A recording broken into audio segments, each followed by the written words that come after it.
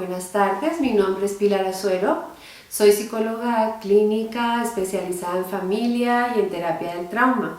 Durante mis últimos años he trabajado muchísimo en el campo de las adopciones, donde el tema del apego es realmente muy importante. Les voy a explicar un poco cómo es el proceso de construir la capacidad de vincularnos y de conectarnos con los demás. Esto es lo que se llama el apego. Como ustedes han visto, cuando nace un bebé, el bebé humano es completamente indefenso y necesita desesperadamente crear una conexión con su cuidador, porque de él depende completamente. Gracias a esa necesidad, entonces el bebé desarrolla una conexión con sus cuidadores, que es la que permite que todos nuestros sistemas neuronales se desarrollen. El sistema de apego se desarrolla evolutivamente y se desarrolla para vencer esa gran vulnerabilidad y dependencia con la que nacemos. Tiene elementos biológicos en donde están involucrados todos los sistemas neuroendocrinos, anatómicos, funcionales, emocionales y cognitivos. Gracias a este sistema, el bebé se orienta hacia la madre porque él desea con mucha fuerza tener contacto con ella. Y también motivacionalmente memoriza las experiencias táctiles, olfatorias, visuales, todo lo que esté relacionado con la madre. Y conductualmente, él emite una serie de conductas muy sencillas y muy limitadas para asegurarse que sus figuras de apego van a estar para él. Por ejemplo, un bebé llora, un bebé grita, un bebé sigue con la mirada a su mamá y a través de estas conductas le comunica a ella sus necesidades. Después del nacimiento, la madre y el hijo siguen estando conectados biológicamente. A pesar de que el bebé nació y ya no está dentro de la madre, todo el funcionamiento del cuerpo del bebé depende mucho de ella. Por ejemplo, si el bebé tiene hambre, entonces ella va a darle las proteínas, el alimento, y eso regula el cuerpo del bebé. Si el bebé está agitado y su corazón está latiendo muy rápido, la mamá también lo va a alzar, lo va a cuidar, lo va a mecer, y de esta manera ya está controlando todos sus sistemas biológicos. Para hacer esto, segregamos una hormona que se llama la oxitocina. Esta hormona está presente en la madre y se la da al bebé a través de la leche materna. El efecto que tiene esta hormona es activar dentro del cerebro del niño un centro que está muy profundo dentro del cerebro, que se llama el bulbo olfatorio. Al activarse este bulbo, el niño empieza a reconocer los olores de la madre, empieza a reconocer a través del olor.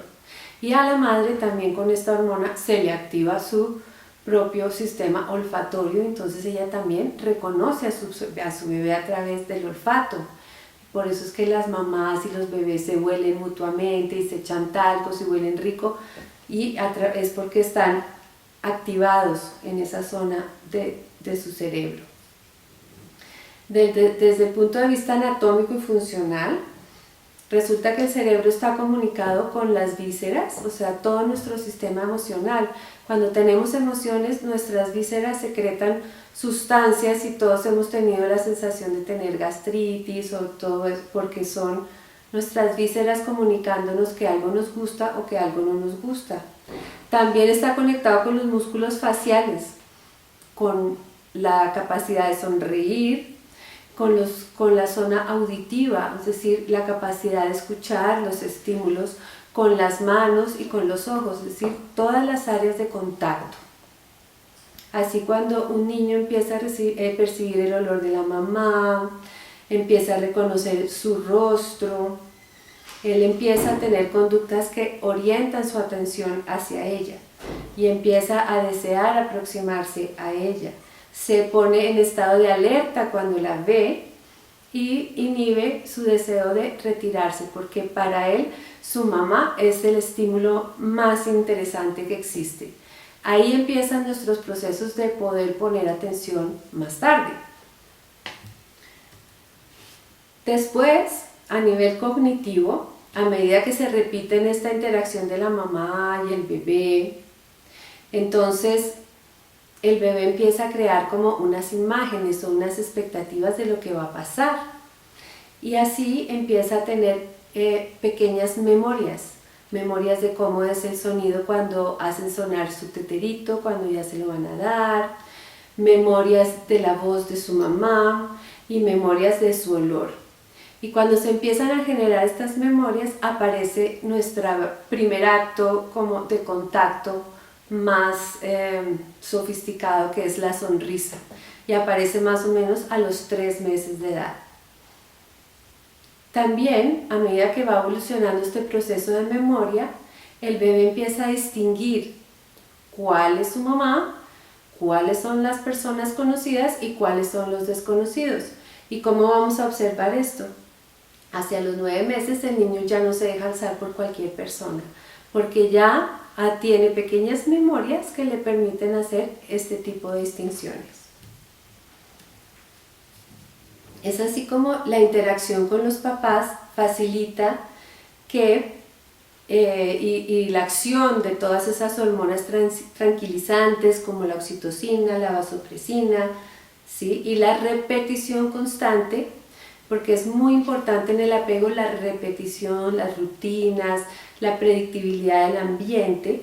Eso facilita que las neuronas y todo el cerebro se mielinice, ¿sí? O sea, se empiecen a hacer más conexiones neuronales y toda esa red que compone el cerebro empiece a hacerse una trama más espesita y más rica en conexiones. Entonces, como ven en la diapositiva, ahí se ve el desarrollo de la corteza cerebral y cómo esta se va haciendo una trama más tupida, digamos, ¿sí?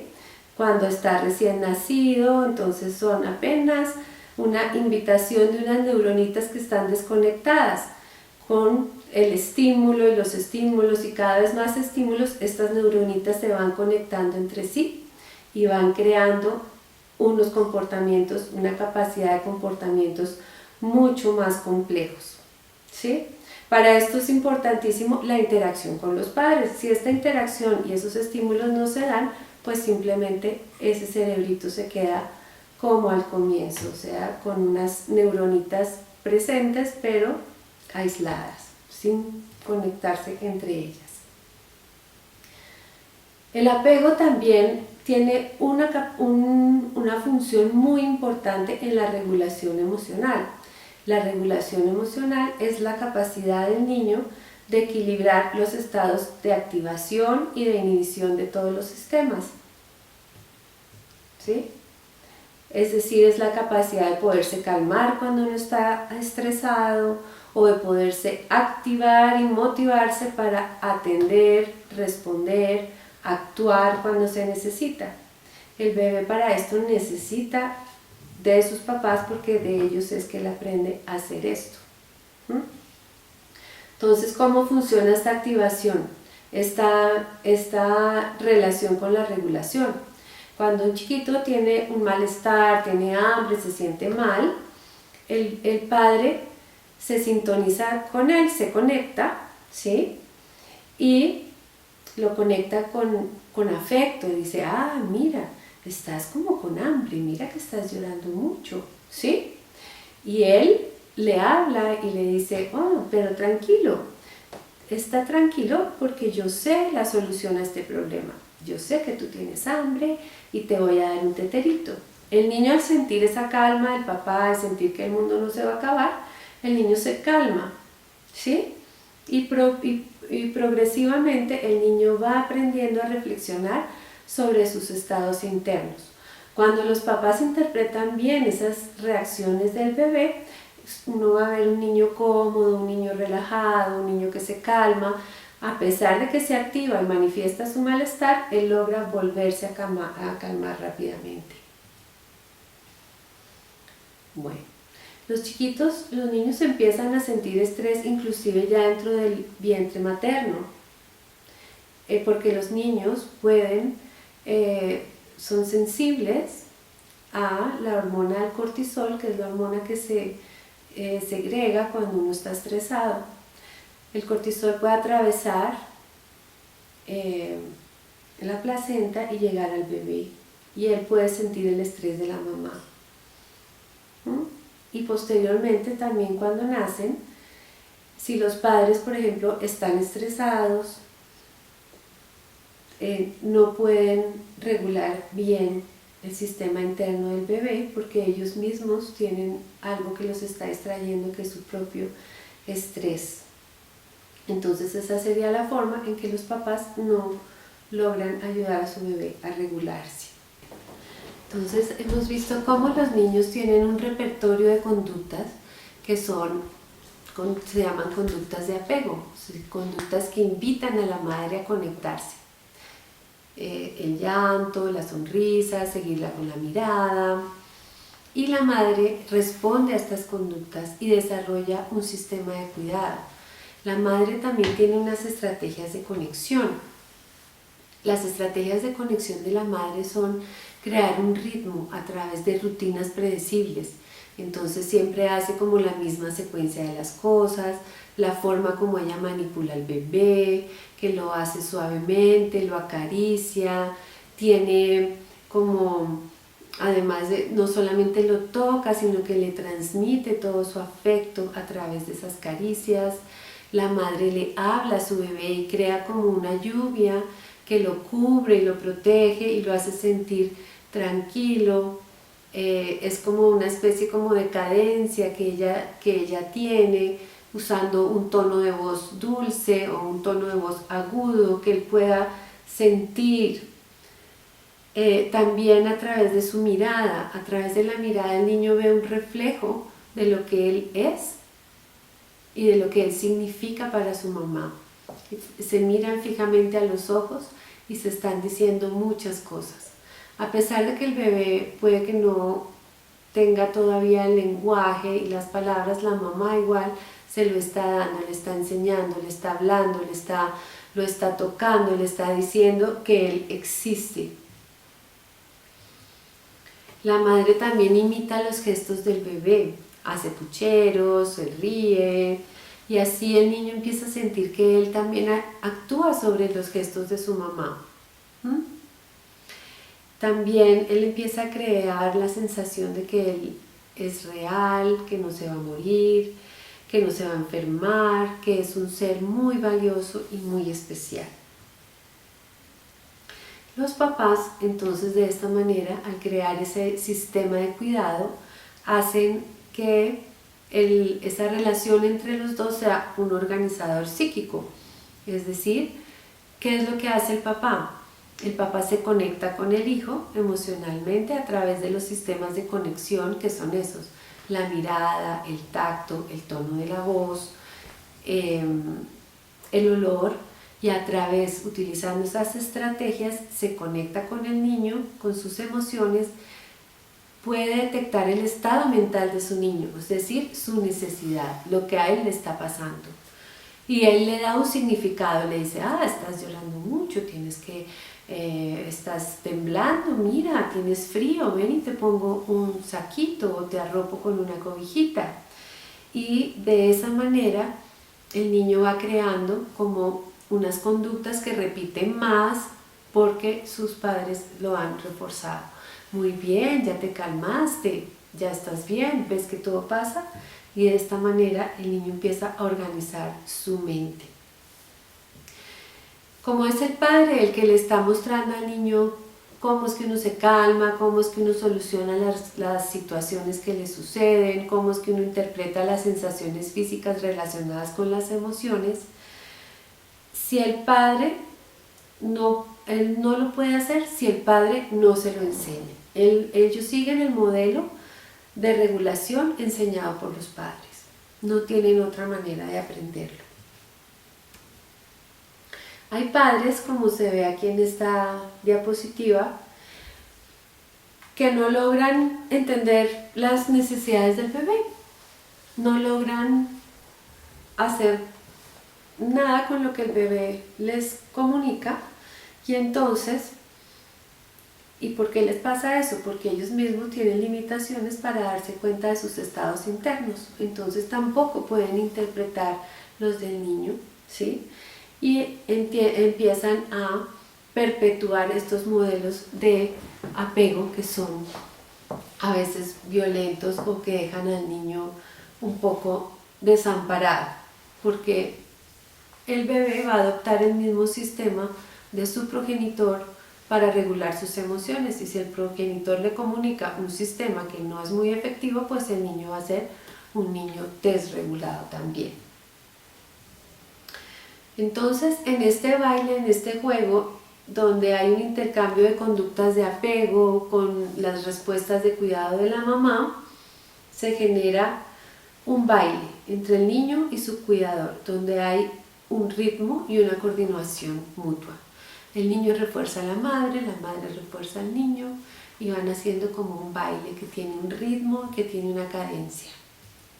Ahora les voy a mostrar un video donde aparece este juego del niño invitando a su mamá a interactuar y cómo ella le responde, y qué pasa cuando esta interacción se rompe, cuando el niño siente que su mamá no está respondiendo y él queda totalmente desamparado y deseoso y frustrado también a la vez de no poder contar con la respuesta sensible de su mamá, con la respuesta compartida.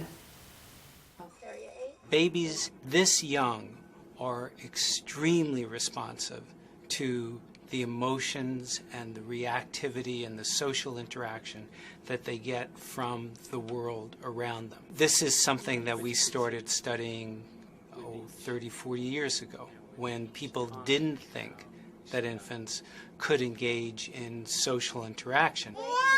In the still face experiment, what the mother did was she sits down and she's playing with her baby, who's about a year of age. Oh, you make a girl. Oh. And she gives a greeting to the baby gives a greeting back to her. Yeah. This baby starts pointing at different places in the world, and the mother's trying to engage her and play with her. They're working to coordinate their emotions and their intentions, what they want to do in the world. And that's really what the baby is used to. And then we ask the mother to not respond to the baby. The baby very quickly picks up on this, and then she uses all of her abilities to try and get the mother back. She smiles at the mother. She points because she's used to the mother looking where she points. The baby puts both hands up in front of her and says, "What's happening here?" She makes that screechy sound at the mother, like, "Come on, why aren't we doing this?"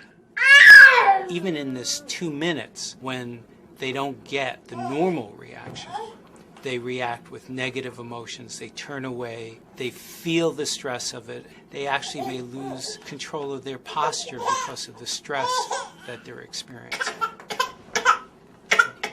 Okay. I'm here. And what are you doing? Oh, yes. Oh, what a big girl. It's a little like the good, the bad, and the ugly. The good is that normal stuff that goes on, that we all do with our kids.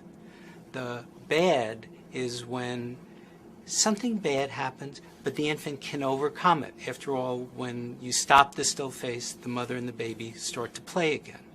The ugly is when you don't give the child any chance to get back to the good. There's no reparation, and they're stuck in that really ugly situation. Bueno, entonces como pudieron ver, los chiquitos utilizan todas estas conductas de apego, y ahí pueden ver la motivación del niño para tener el contacto con su mamá. Los niños siempre están motivados y buscando el contacto. y son los adultos en realidad los que definen la relación con el niño. Son los adultos los que responden o no responden al niño. La consecuencia de esto es que se desarrollan dos cosas: la seguridad y la capacidad de explorar el mundo. La seguridad porque el bebé sabe que si tiene alguna dificultad va a haber alguien que lo va a rescatar y le va a ayudar. Y la capacidad de explorar porque sabe que puede irse lejos, pero también tiene a dónde regresar, ¿sí? Entonces es un niño que va a poder salir e ir al parque y jugar porque sabe que puede regresar donde su mamá si le pasa algo. ¿Qué pasa?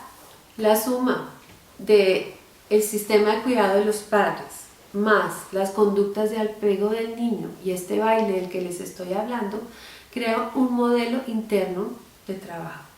¿Qué es un modelo interno de trabajo? Pues es como el mapa de las relaciones entre los dos, ¿sí? Le sirve para regular, interpretar, planear, predecir las conductas de la madre, predecir las conductas del hijo, hablar del pasado compartido, planear hacia el futuro, regular la proximidad de los dos y resolver los conflictos. Es así, por ejemplo, cuando los niños le dicen a uno le dice, pero pídele ayuda a tu mamá. Dice, no, mi mamá me mata, ¿sí? No, eso no se le puede decir a mi mamá porque ella se pone furiosa. O, uy, le voy a guardar esta sorpresa porque sé que ella se va a poner muy feliz. Esas imágenes, esas capacidad como de predicciones de cómo va a actuar el otro, es lo que llamamos los modelos internos de trabajo.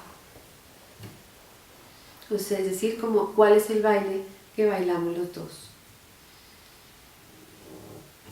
En esa interacción del niño con el cuidador y por la repetición se empieza a crear una representación de la figura de apego. O sea, el niño empieza a saber para qué, cuándo va a estar disponible y qué esperar de ella. Y el niño también va a tener una representación de sí mismo, de cuánto vale, de si merece ser ayudado y si va a recibir protección cuando la necesite. Él va a definir cuáles son los sentimientos que tiene hacia sus padres y hacia sí mismo. Cómo espera ser tratado, cómo debe tratar a los demás y además hacia qué debe dirigir su atención. Es decir, el apego está detrás de la capacidad de aprender, de la capacidad de socializar de una manera sana y de la capacidad de amarse a uno mismo y de amar a los otros. Es decir, a través de la relación de apego, el niño aprende la competencia para discriminar las emociones. Él aprende a saber si está triste, si está alegre, cómo se llaman. Aprende a regular las emociones, es decir, si estoy furioso, me puedo calmar, puedo respirar profundo, puedo irme un rato, ¿sí? Puede también aprender a tolerar sus emociones, a tolerarlas dentro de él, ¿sí? Experimentar la permanencia de los estados emocionales. Estoy triste, está bien, esto se llama tristeza, lo puedo soportar, puedo tenerla, puedo sentir este malestar un ratico y no me voy a desaparecer. Aprende a ver al otro como un ser diferenciado. Ah, sí, él está triste, pero yo estoy bien, yo le puedo consolar. Aprende la capacidad de la empatía. Es decir, la empatía es la capacidad de ver cómo está el otro, cómo se siente. Entonces los niños progresivamente al comienzo uno los ve cuando empiezan a ir al kinder y entonces muerden al amigo o pellizcan o empujan, ¿sí? Porque todavía él no puede ponerse en el lugar del otro, está pequeñito. Entonces a medida que el profesor le va indicando, mira, es que a él le duele, no te has dado cuenta, fíjate, eso duele, más bien hazle suavecito porque él es un niño más pequeñito que tú, trátalo suavecito. De esa manera el niño empieza a tener conciencia de los sentimientos de los otros. Bueno, este baile del apego genera que haya principalmente 4 tipos o estilos de baile o estilos de apego. Existe el apego seguro, el apego seguro evitativo, el apego seguro ansioso y el apego desorganizado.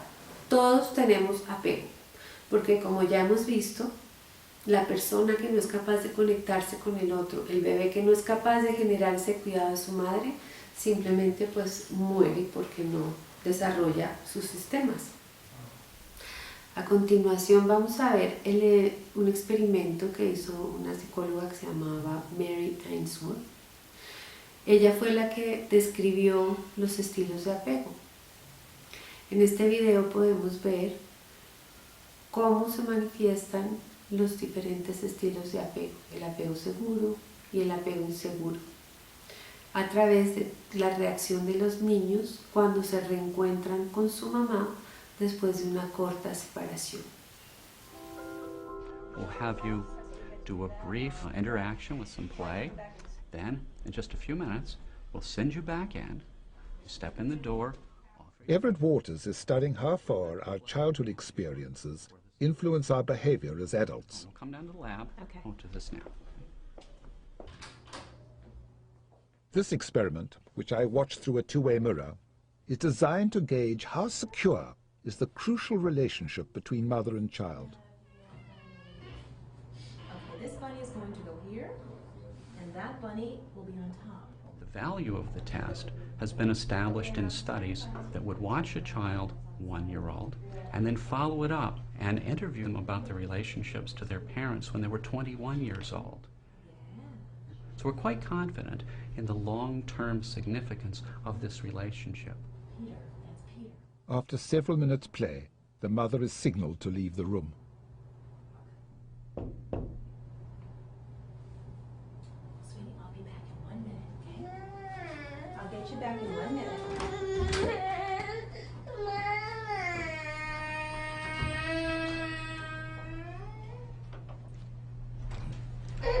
Is it upsetting for you? Shame, I feel. But she'll survive. The key moment in the experiment is the child's reaction to her mother's return. Honey, hi. Hi, honey. It's okay.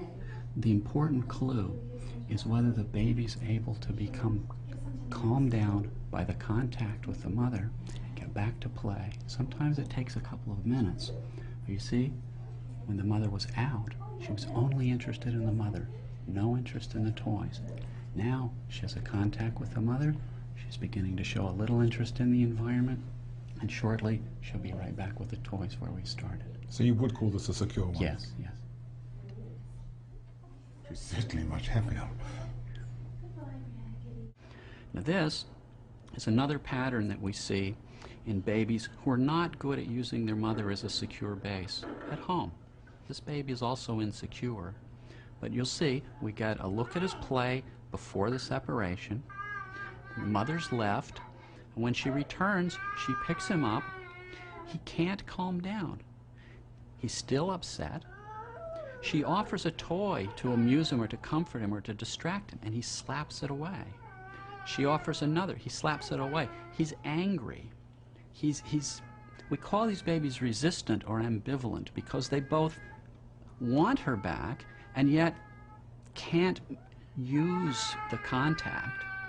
We think that the difficulty is that in the past, when he sought comfort, she's been inconsistent as to whether she's available and responsive or not.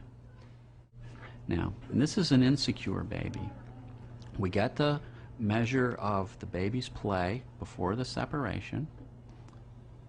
When the mother leaves, the baby cries, goes to the door following her. Now, we sent the mother right back in, but the point here is not to distress the baby. We're just trying to challenge it. The baby puts her hands to her face in a sad expression, puts her face down. When she picks her up, she keeps her head down, her arms out, and then she sits in the chair holding the baby. The baby's still sullen. He's low-keyed. So you would call this insecure Yes, attachment? insecure. He's avoidant. He's not engaging her, and the reunion's not effective. And it's important to remember here that the thing that upset him was her absence. Her return should be the solution to his problem. Do you think these really are indications for vulnerability for depression later in life? I don't think that insecure attachment in infancy is the cause of depression in adulthood. However, when a child learns that he can trust his mother to be available and responsive, he's beginning to learn that you can trust other people, that you can turn to them when you're in trouble. The baby is also taught by the mother, as he gets older, how to understand his emotions, how to construe events that happen to them. You know, every bump in the road is not a disaster. This is a powerful asset when you encounter difficulties in life.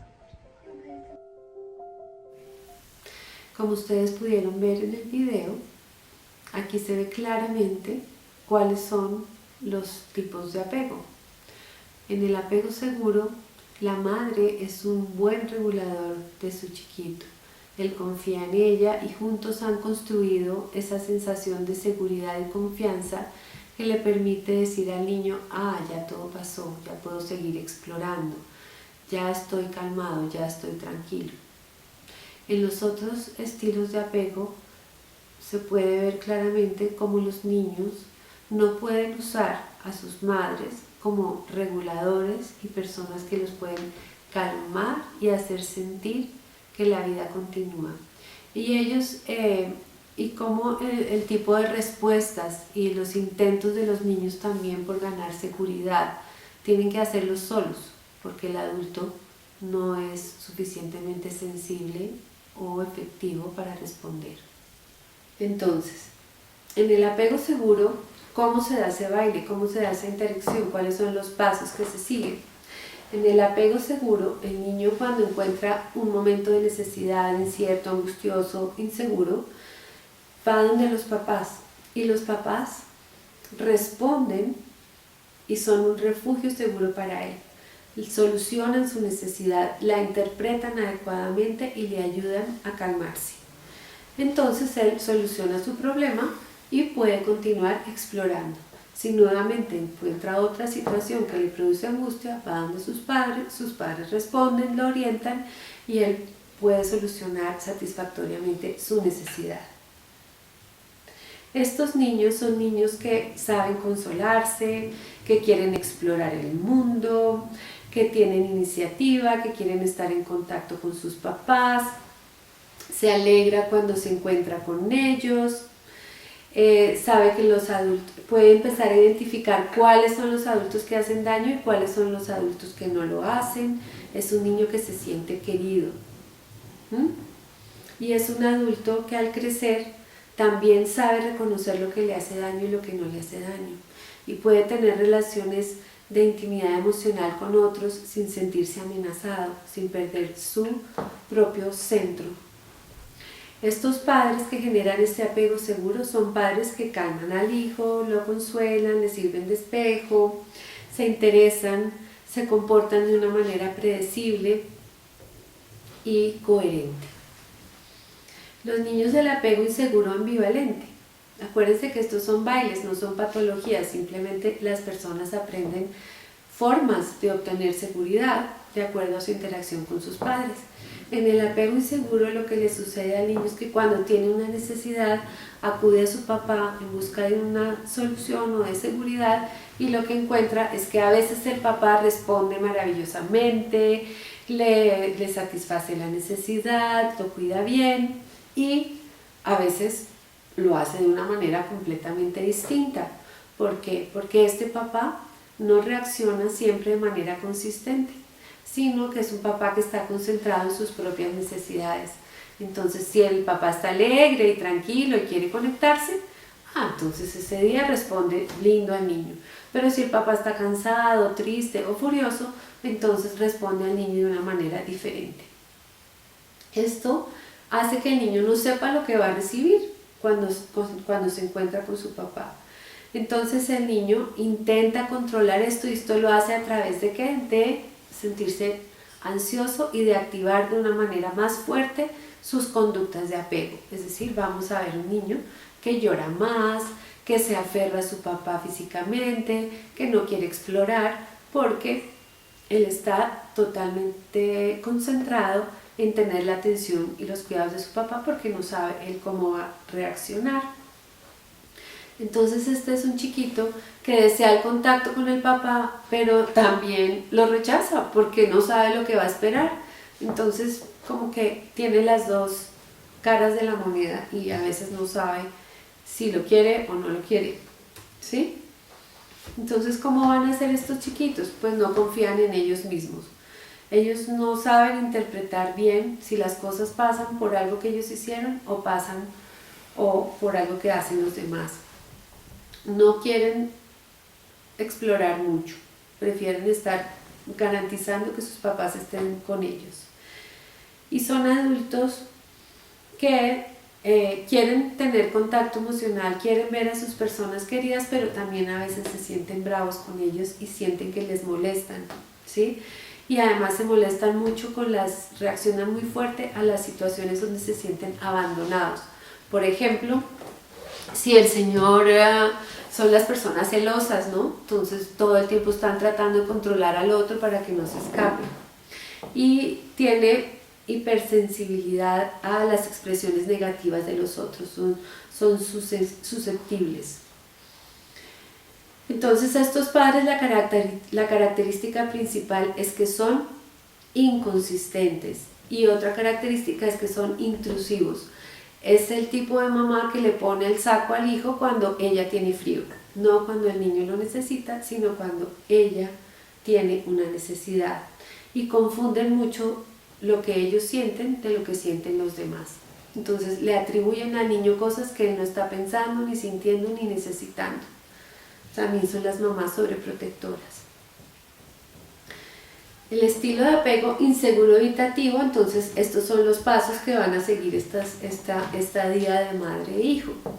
Entonces el niño tiene una necesidad, acude a sus padres, el adulto lo rechaza, le dice no, tienes que ser fuerte, no seas llorón, no llores, no pasa nada, sacúdete que no te pasó nada, ¿sí? Entonces el niño deja de pedir ayuda, no confía en que la va a recibir y se vuelve un niño totalmente autosuficiente. Entonces los adultos dicen, mira lo independiente que es mi hijo, ¿sí? Pero en realidad es un chiquito que no sabe, que no cuenta con su padre para nada. ¿Qué aprenden estos niños? Estos niños aprenden que siempre, si expresan sus necesidades, van a ser rechazados. Entonces tratan de hacer todo por ellos mismos, prefieren estar solos y evitan de forma rígida todo lo que tenga que ver con las emociones. Porque si tienen emociones, son niños que molestan, son niños malos. Entonces ellos prefieren no sentir, inclusive se pueden desconectar.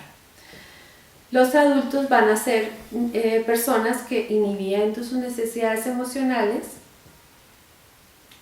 buscan la seguridad.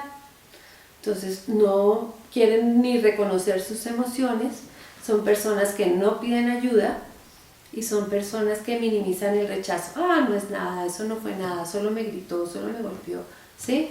Pero es porque él no quiere sentirse vulnerable ni quiere mostrar sus necesidades. ¿Cómo son estos padres?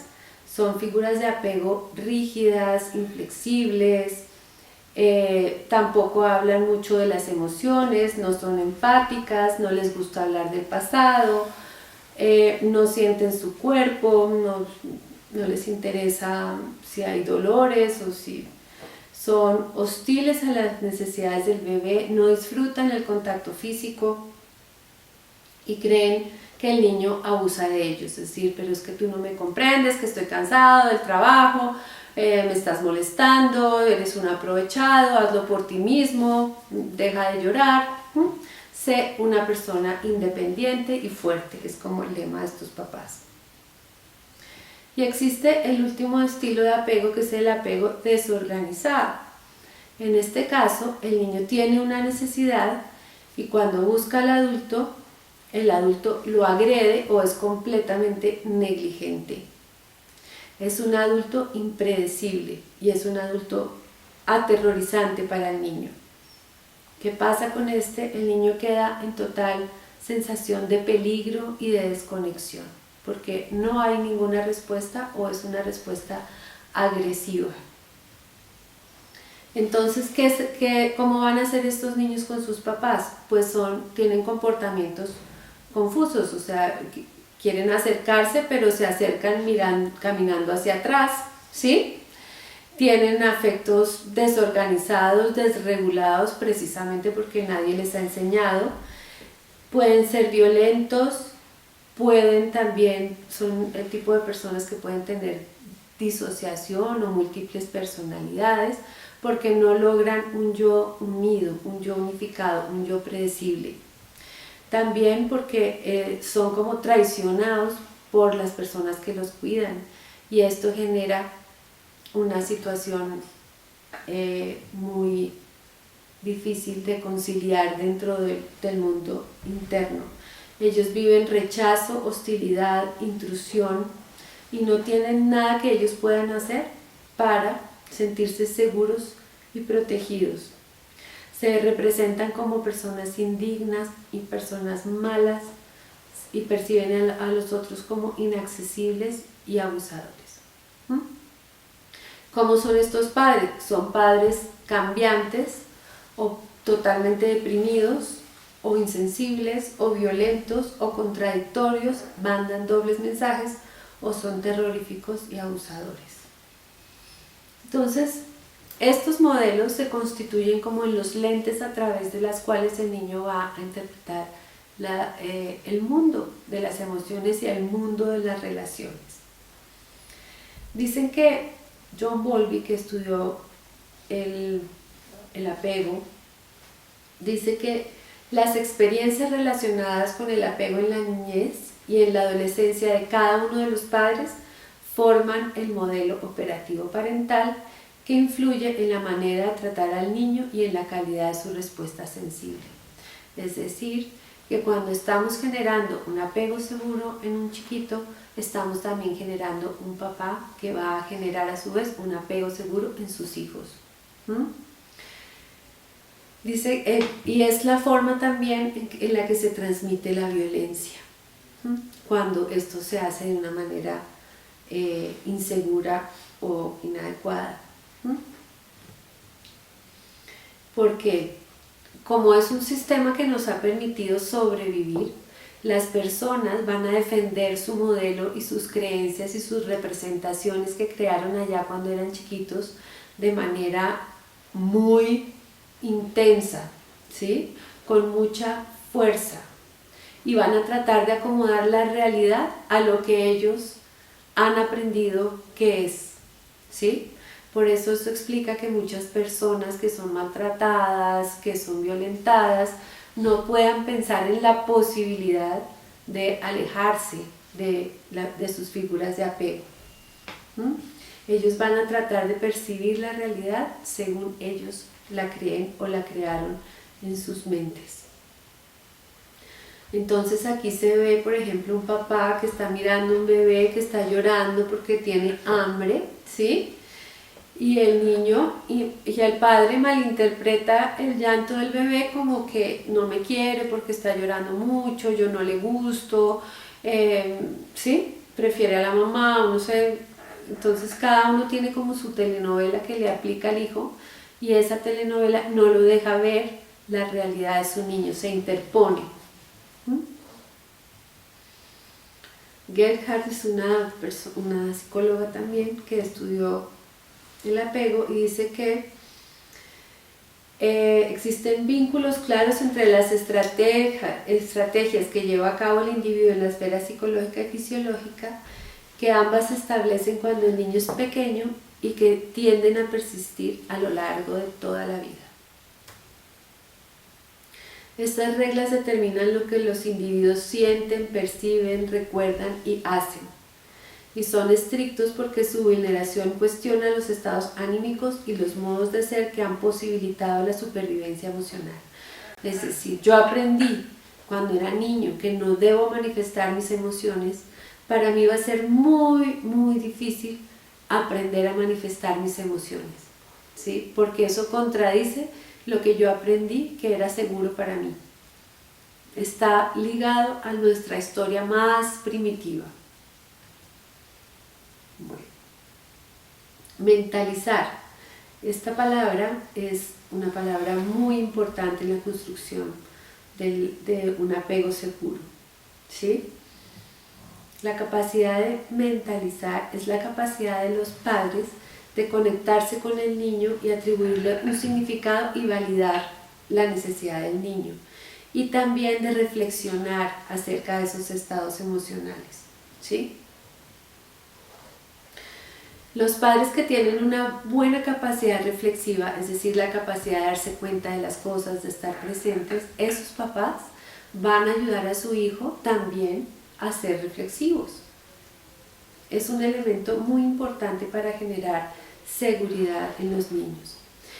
Las personas que han tenido traumas precoces o que han tenido relaciones de apego difíciles, les cuesta trabajo a veces mentalizar.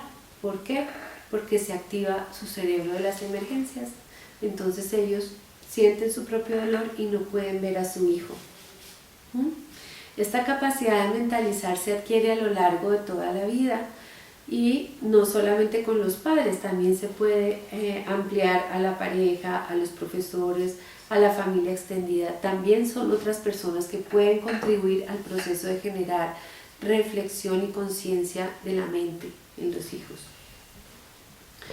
Daniel Siegel dice que en los diversos estudios que han hecho sobre la crianza, sobre cuáles son los mejores modelos para que los niños puedan florecer y desarrollarse, él ha visto que, resume todo en que los niños necesitan 4 S para poder florecer. Entonces, la primera S es ser visto, ¿sí? Necesita que el padre vea y atienda la vida interna del hijo, que vea sus emociones, sus experiencias subjetivas, sus sentimientos, no solamente el comportamiento del niño, sino que él sienta que su papá lo conoce bien. La otra S es la serenidad. O sea, es un papá que se mantiene calmado y es un papá que actúa para que el niño se sienta mejor y se calme, que lo saque del caos, que lo saque del bloqueo, que lo saque de la rigidez y que le enseñe a calmarse. El papá lo hace sentir mejor. Seguro, es decir, que puede proteger al niño de los peligros físicos o de los peligros de todo tipo, pero también que es un papá que no es amenazante para él. Y seguridad, que es cuando uno hace las 3 cosas de manera consistente. Y también son padres que son capaces de reconocer sus errores. Como no hay padres perfectos, constantemente nos estamos equivocando, entonces el padre seguro es capaz de reconocer sus errores, de enfrentar la adversidad y de ser bueno con él mismo. Bueno, también se necesitan 3 P's, que son la presencia, es decir, estar consciente de lo que está pasando cuando está pasando. La presencia, o sea, un papá sin celular, un papá que se está dando cuenta de lo que le pasa al hijo, que se está dando cuenta que están viviendo lo que están viviendo en cada momento. Es un papá que paternar, es decir, jugar, reírse, dar sentido a las experiencias, crear situaciones divertidas, crear rutinas. Y la otra P es de planeta, es decir, que haga sentir al niño como parte del planeta y de la vida, que le guste la naturaleza, que es parte del mundo, que tenga vocación de proteger lo que lo rodea. ¿Sí? Y las 3 R's, o sea, que sean receptivos, ya puedan escuchar, que puedan recibir lo que el niño trae, así sea agradable o desagradable, que sean reflexivos y no reactivos, que puedan mantener la calma ante situaciones difíciles, darles un sentido y no reaccionar inmediatamente, que tengan una capacidad de relacionarse e integrarse con el resto del mundo, crear una sensación de que podemos estar todos juntos, que tiene una identidad, que tiene un yo nosotros. Bueno, existen algunas cosas en que los padres pueden tener interferencias para poder ser unos buenos padres, ¿sí? Como ya lo habíamos visto, son los padres que han tenido traumas, entonces activan su sistema de defensa y no pueden ver a su hijo ni interpretar bien los mensajes que ellos dan. Entonces estos padres que necesitan para poder mejorar su capacidad de darse cuenta de lo que le pasa al niño, de paternar, de estar presentes, es desarrollar en ellos la capacidad de estabilizarse primero cuando se sienten atacados o en caos con las necesidades de su hijo, ¿sí? Aprender a empezar a darse cuenta de qué manera el hijo lo afecta antes de reaccionar. También los padres tienen que enseñar al niño el espacio que hay entre la acción y el impulso, ¿sí? Que sepa cuáles son sus sentimientos, cuáles son sus pensamientos, que el niño pueda decir, esto me está pasando y yo puedo pensar acerca de eso. Si tengo rabia, que él pueda no solo sentir la rabia, sino decir, tengo la rabia, ¿por qué tengo rabia? ¿Hacia dónde me dirijo? ¿Cómo se aplica esto en el contexto escolar? Los humanos tenemos la capacidad de cuidar de los otros miembros de la especie. No solamente cuidamos nuestros propios hijos, sino también cuidamos los hijos de otros, ¿sí? Y también podemos ser figuras a través de las cuales los niños puedan reparar los sistemas de apego que tienen inseguros. Podemos ser una fuente de experiencias correctivas para los niños con los que trabajamos o con los que estudiamos. Existen los tíos, los maestros, los abuelos, otros adultos significativos. ¿Qué necesita el niño? Crear contextos o vivir en contextos donde él pueda desarrollar habilidades de negociación, de tener una sensación de éxito y de poder personal, ¿sí? Cuando uno negocia, uno es capaz de argumentar cuáles son las ventajas para el otro, cuáles son las ventajas para mí y poder conseguir lo que uno necesita a través de esa habilidad de establecer compromisos y cumplirlos. Ayudarles a los niños a crecer en un lugar donde se favorezca el autocuidado y la esperanza, que puedan cuidar a otros y también que identifiquen las cosas que les hacen bien y que sientan que hay esperanza en sus vidas de que sus necesidades van a ser satisfechas, respondiendo a las necesidades de los niños, identificándolas. También desarrollar la conexión social, nosotros, un sentido de pertenencia, ¿sí? Un sentido de comunidad, un clima de aula donde los maestros son cálidos, donde se les muestran las consecuencias a los niños, la disciplina inductiva, donde se fomenta la cooperación, donde se permite opinar, también donde se les enseña a estar conscientes de su mente y a reflexionar, ¿sí? Donde se les hace, donde se les ayuda a ver ese espacio que hay intersubjetivo entre el que me cuida y yo y ese espacio que creamos juntos, ¿sí? La capacidad de estar conscientes de la mente, la capacidad de apoyar a los alumnos a los padres también de los alumnos para ganar seguridad y conciencia, que ellos también puedan ver las necesidades de sus hijos y no solo concentrarse en lo que hacen mal. Identificar cuáles son las necesidades detrás del comportamiento y recordar la capacidad de regulación a través del otro. Si el niño no tiene un modelo de papá que le ayude a regularse y darse cuenta de su mente, pues hacerlo uno, ¿sí? Y mostrarle a los niños que uno puede acudir a alguien para calmarse, que ese otro tiene un abrazo, tiene una palabra, tiene una solución a lo que nos está pasando, ¿sí? También utilizar actividades que favorezcan el contacto afectivo. Cuando tenemos calma y cuando tenemos la sensación de seguridad podemos aprender.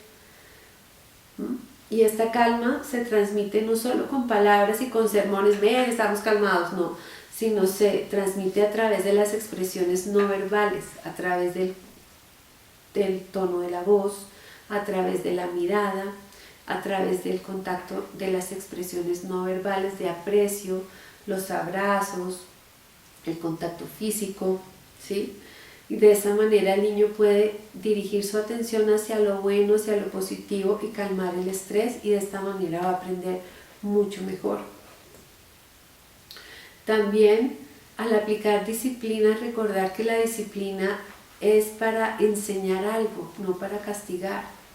Hablar sobre los sentimientos, las necesidades, los pensamientos. Que el niño pueda decir, esto es lo que me está pasando, esto es lo que yo necesito, ¿sí? Esto yo puedo aprender, yo puedo tener éxito. De esta manera vamos a tener niños que se sientan seguros, niños que se sientan conectados y que rompan los ciclos de violencia, de soledad, de desamparo. Y estos niños van a ser adultos bien regulados, van a ser padres sabios, van a ser padres reflexivos. Y vamos a tener una sociedad un poco menos violenta.